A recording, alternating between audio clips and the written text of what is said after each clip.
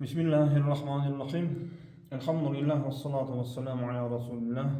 Assalamu alaikum wa rahmatullahi wa barakatuh. Hurmatli cemaat. Men sizlarga hozir janoza namozining o'quv tartibini tushundiraman. Mına ko'pchilik odamlar bilmaydi, ko'pchilik jamoat bilmaydi. Janoza namozida mına 4 takbir bor. 4 takbir, sol Allahu akbar deb 4 takbir aytadi. Sol 4 takbir 4 rakat namoz hukmida bo'ladi. Yani kimde kim olsun janoza namazında mil imam olsun, mil ardında cemaat olsun, bu 4 takbirin birini aytmasa, ol adam janoza namazını okuman болады. Yani 4 farz, 4 rakat ne, 4 rakat kimdeki 4 takbir ötülmese, ol janoza namazının farzını ötülmen болады. Janoza namazı okumamaydı. Yani bir niyet ettim başlap, niyet bulay болады.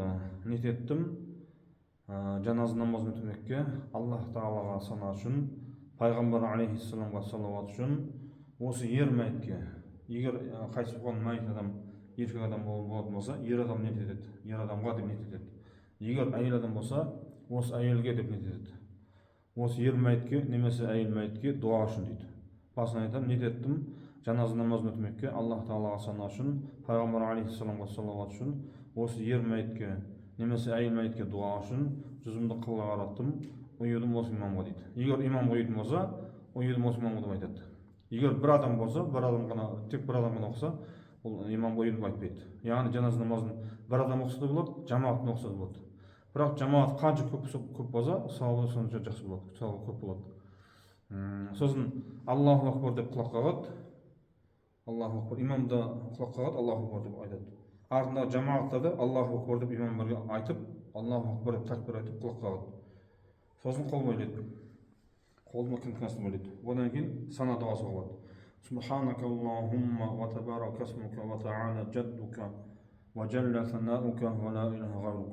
Енді осы жерде бір айырмашылығы, мына 5 уақыт намазда, жұма намаздарда, айт намаздарда бұл жерде субханака Аллаху жаңа сана дуасында мына жерде айтылмайды. Ва джалла санаука деген сөз айтылмайды. Бұл тек қана жаназа намазында айтылады. Яғни субханака Аллахумма ва табарака асмука ва та'ала джаддука ва джалла санаука деп қосады. Ва джалла санаука ва ла илаха гайрука дейді. Сосын Аллаху акбар деп екінші такбир етеді.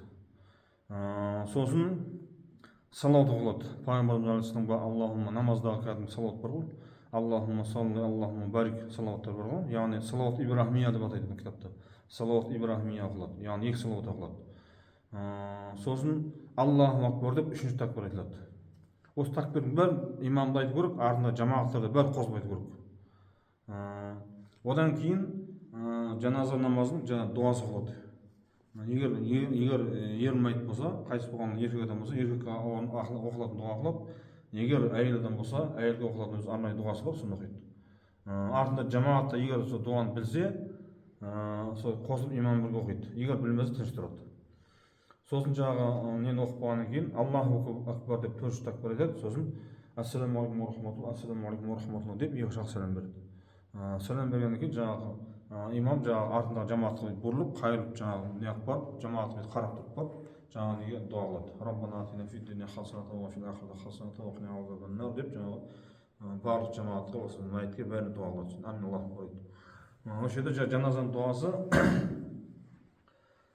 اللهم اغفر لحينا وميتنا وشاهدنا وغائبنا وصغيرنا وكبيرنا وذكرنا وأنثانا اللهم من أحييته منا فأحيه على الإسلام ومن توفيته منا فتوفاه على الإيمان اللهم إن كان محسنا فزد في إحسانه وإن كان مسيئا فتجاوز عنه деп оқылады жаназа.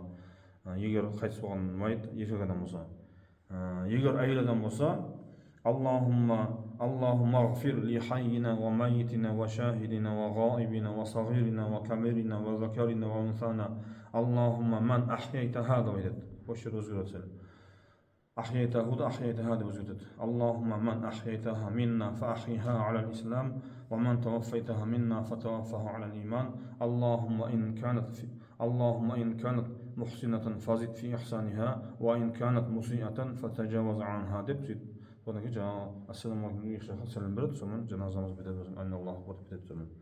Мына құрметті жамағат, осы жерде ескеретін нәрсе жаңағы айтайын дегенім, енді одан кейін тағы мына өз жынды адамға оқылатын өз арнайы дуасы бар. Жаңағы одан кейін сәбиге оқылатын өзі арнайы дұғасы бар. Бұл жерден айтсам ұзақ созып кетеді видео, сондықтан қысқаға айтып жатырмын. Осы жерде ескеретін нәрсе, бұл көп адамдар білмейді. Осы жерде жаңағы анау 4 такбир айту керек. Яғни кейбір адамдар жаназаға келеді, кейбір адамдар керек десе дәрет алмай келеді. Дұрыс емес.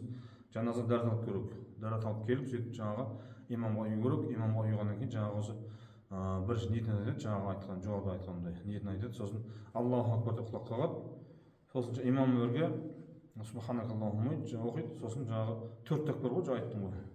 Аллаху акбар деп 4 рет қатарынан жарасы дуа қылып айтады. 4 такбир айту шарт. Егер осы 4 такбир айтылмай болса, ол адам еш нәрсе оқымаған болады. Яғни ешқандай ол жаназаны дұрыс білмей қалады. Әшейін келіп жаназа тұрғаны болады, ешқандай ол жаназаны дұрыс білмей қалады. Сол үшін құрметті жамал, осы нәрсені ескеріңіздер, естеріңізде болсын. Баршаларыңызға тыңдағандарыңызға рахмет. Аллах разы болсын. Осы айтылған уағыз насихатымызға баршамызға аман болуды нәсіп етсін. Амин. Аллаху акбар.